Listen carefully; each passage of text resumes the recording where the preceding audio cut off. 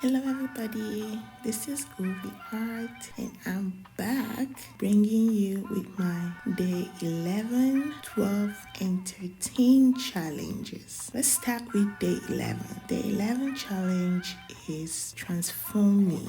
This means I have to take any of my drawing I'm not satisfied with, any of my drawing I feel like it's incomplete, and add something to it. I should keep adding something to it till I feel like it's complete, it's okay, I'm satisfied, And that's what I try to do. I took my previous challenge drawing, which is metamorphosis, and I try to transform it by adding some, little Zentangles to them. Day 12 challenge is structure, just like it sounds. Structure. Enjoy what you will come up with something like that. Day 13 challenge is take two. Now, take two means I need to look into my old drawings and take something out of each drawings. Let's say two drawing, and take something out of those two drawing, and then combine those two things I took out to form something else. Yeah, I know, confusing, but it was fun creating something out of that. I hope you guys enjoy watching me create